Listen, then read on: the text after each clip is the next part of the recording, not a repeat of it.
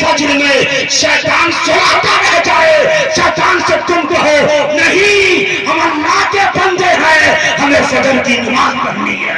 वाह वाह वाह वाह वाह वाह, जिंदाबाद जिंदाबाद, वाह वाह वाह वाह, बहुत अच्छा, वाह वाह वाह।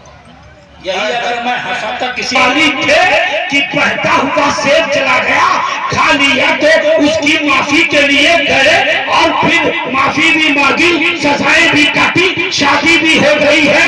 वो तो अल्लाह के वली है कि गौसुल आलम सिमरान से सिमरान से आ गए, वो अल्लाह के वली है कि ख्वाजाए अजमेर सजिस्तान से हिंदुस्तान आ गए, वो अल्लाह के वली है। उनकी इस्तिताअत सरहद बहुत वसी है, हमारी इस्तिताअत इतनी जरूर है कि हम फजर पढ़ सकते हैं, जोहर पढ़ सकते हैं, असर के में मस्जिद आ सकते हैं, मगरिब में मस्जिद आ सकते हैं, ईशा में मस्जिद आ सकते हैं। इतनी कैपेसिटी जरूर है कि फेसबुक पे फितना न फैलाए, इतनी कैपेसिटी जरूर है इंस्टाग्राम पर लड़कियां बाजी न करे, इतनी कैपेसिटी जरूर है कि लड़कियां इंस्टाग्राम न चलाए, इतनी कैपेसिटी जरूर है कि तुम माँ की खिदमत कर सको, इतनी कैपेसिटी जरूर है कि बाप की इज्जत कर सको, इतनी कैपेसिटी जरूर है कि भाई की कदर कर सको, इतनी कैपेसिटी जरूर है कि छोटों पर शफकत कर सको, इतनी कैपेसिटी जरूर है कि उलमा की इज्जत कर सको, इतनी कैपेसिटी हम उलमा में जरूर है कि फितना से समाज को रोक सके, इतनी कैपेसिटी जरूर है। तो अल्लाह कहता है ना कि तुम जिस कदर डर सकते हो उसी कदर डरो, लेकिन डरो अल्लाह से ताकि तुमको आखिरत में जन्नत मिले। अच्छा, अल्लाह का खौफ है क्या, अल्लाह का डर क्या है? मैं ज़बान मंतिक और फलसफा में आपको नहीं समझाऊंगा कि ऊपर से निकल जाए। अल्लाह के खौफ का मतलब ये है कि तुम ये सोच के शराब से दूर रह जाओ कि अल्लाह ने इसे हराम कहा है। जुए से ये सोच के दूर हो जाओ कि ये जुआ हराम है। लड़कियां ये सोच कर शौहर की कद्र करे कि मुस्तफा ने शौहर की कद्र बताई है ना? ये सोच कर तुम नमाज पढ़ने लग जाओ कि हश्र में नमाज के बारे में सबसे पहले पूछा जाएगा, सबसे पहले पूछा जाएगा हश्र में नमाज के बारे में। ये सोच के वो तो अल्लाह के औलिया है, वो ये कहते थे कि पता नहीं हश्र में मोमिनों में हमारा शुमार होगा कि नहीं होगा। 40-40 साल तक ऐशा की वजह से फजर पढ़ने वाला ये डरता था कि हश्र में मोमिनों में शुमार हमारा होगा कि नहीं होगा। आज दिन में 10-10 गुनाह करने वाला जलसे में ईशान से नारा लगाता है कि अभी मरेगा और जन्नत चला जाएगा। इतनी आसान नहीं जन्नत, जितनी आसान जन्नत समझ रखे हो प्यारे।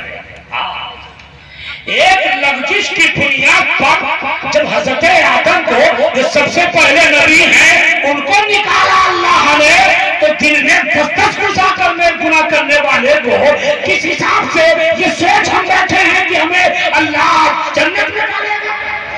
जब नबियों की अल्लाह ने पकड़ किया है कि नहीं, हमें छोड़ देगा।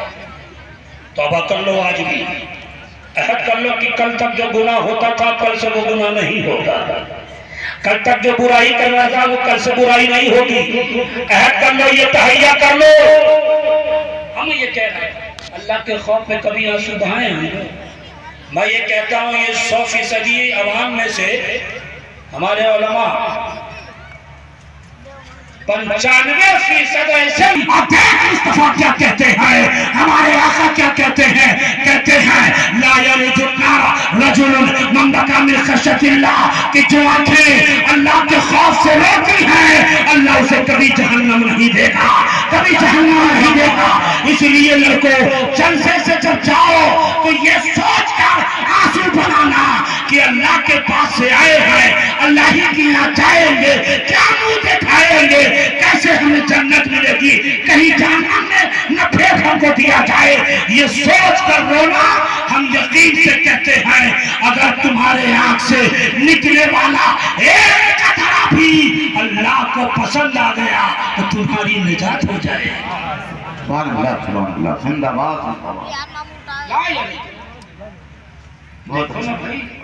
आप देखो हुजूर अकरम सल्लल्लाहु अलैहि वसल्लम, उनसे बड़ा भी कोई सूफी है? आजकल 10-10 अंगूठी पहनने वाला सूफी آج کل تو ایسے ایسے ٹھکوسلے صوفی نکلے. جب اس آیت پہ حضور پہنچے تو سارا قطار ہونے لگے. اس آیت کا ترجمہ سنا دوں تبھی آپ کو بات سمجھ میں آئے گی. اللہ یہ کہتا ہے کہ یہ گناہ کرنے والے یہ سوچ رکھے ہیں کہ اللہ تعالیٰ میری زندگی اور میری موت کو نیکوں کی زندگی کی طرح کر دے گا, نیکوں کی موت کی طرح کر دے گا. تو اللہ یہ کہتا کہ اگر یہ گمان کر رکھے ہو, یہ فیصلہ کر رکھے ہو تو سن ساء ما یحکمون, کیا ہی برا فیصلہ کر رکھے ہو. ایمان و کفر کی تفسیر کے بعد میں آپ کے حالات کو دیکھتے ہوئے میں بتا دوں کہ شراب پینے والا یہ سوچ رکھا ہے کہ ہمارا حشر نیکوں کی طرح کیا جائے گا. تو سن, یہ پورا فیصلہ تم نے کر رکھا ہے. یہ جوا کھیلنے والا, یہ ڈریمی لیول, یہ جو آن لائن جوے کھیلتے ہیں یہ تو اب بینڈ ہو گئے, مگر یہ جو آن لائن جوا کھیلتے ہیں, نوجوانوں سنو, تم نے یہ سوچ رکھا ہے کہ ہم مر جائیں گے تو میری قبر میں جنتی دروازے کھول دیے جائیں گے, وہی حشر کیا جائے گا جو نیکوں کی طرح کیا جاتا ہے. اللہ یہ کہتا ہے کیا ہی برا فیصلہ کرنے والے ہیں, یعنی یہ نہیں ہو سکتا.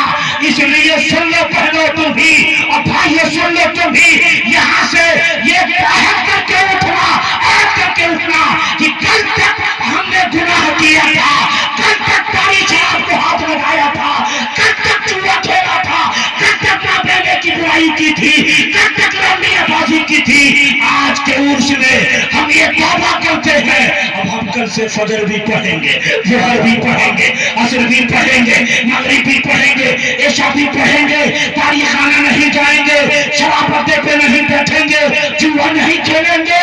ارے کل تک بد اخلاقوں میں شمار ہوتا تھا, اب کل سے با اخلاقوں میں شمار کیا جائے. خلفائے راشدین میں خلیفہ اول امیر المومنین یار غر مصطفیٰ افضل ہوتی ہے.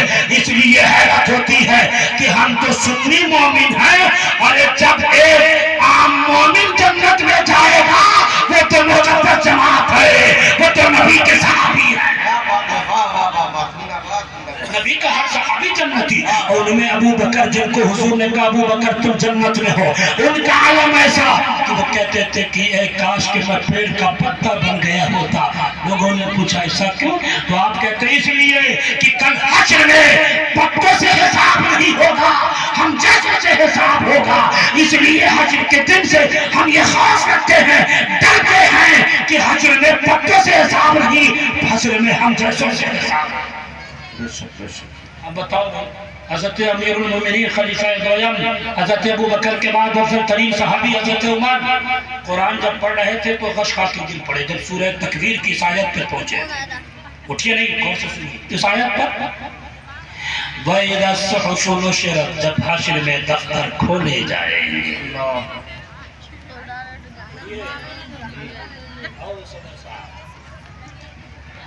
حشر میں جب دفتر کھلے گا امیر المومنین کا, تو کیا نکلے گا, کیا نکلے گا؟ ارے یہ تو عمر, ارے عمر نے اسلام کے جھنڈے کو پوری دنیا میں لہرا دیا. یہ عمر ہے, رقبہ اسلام کا بڑھتا چلا گیا. یہ تو صحابی ہیں, فرض تو فرض, سنت تو سنت, واجب تو واجب, مستحب تو مستحب, یہ مباح پہ بھی عمل کرتے ہیں. مگر وہ دہلیہ والو ذرا دل پہ ہاتھ رکھ کے بتاؤ, جب حشر میں ہمارا دفتر کھلے گا تو کیا نکلے گا؟ کراماً کاتبین موجود ہیں. یہ جو بند کمرے میں گناہ کرتے ہو نا, یہ سوچ کر کوئی نہیں دیکھ رہا ہے, کوئی نہیں دیکھ رہا ہے, کوئی نہیں دیکھ رہا ہے. یہ جو بند کمرے میں موبائل پہ گناہ کرتے ہو نا, بہنوں سنو, یہ موبائل بہت بڑا فتنہ بھی ہے. ہر شے اپنے اندر نفع نقصان رکھتی ہے, اگر صحیح استعمال تو وہی ثواب, اگر منفی استعمال تو وہی گناہ. اس لیے لوگوں, ہمارا جب دفتر حشر میں کھلے گا تو کیا نکلے گا کہ فجر میں ٹانگ پھاڑے سویا رہتا تھا, ظہر میں نہیں جاتا تھا, عصر میں سجدہ نہیں کرتا تھا, مغرب میں نہیں کرتا تھا. حشر میں جب تک دفتر کھلے گا تو یہی نکلے گا کہ یہ لڑکی ارے اپنے شوہر کو تو غلام بنانا چاہتی تھی, اپنے شوہر کو جوتی کا پاؤں کی جوتی اپناتی تھی. یہ لڑکی ارے شوہر کی عزت نہیں کرتی تھی, یہ ساس کی عزت نہیں کرتی تھی, یہ ساس بہو کو بیٹی کا درجہ نہیں دیتی تھی, بیٹیوں کو نظر انداز کرنے والی بہو کو ظلم کیا کرتی تھی. یہی تو حشر فکر میں نکلے گا نا کہ بڑوں کی عزت ہم نہیں کیا کرتے تھے، چھوٹوں پہ شفقت نہیں کرتے تھے، سماج میں برائی کرتے تھے، اگر شراب و جوا استعمال کرتے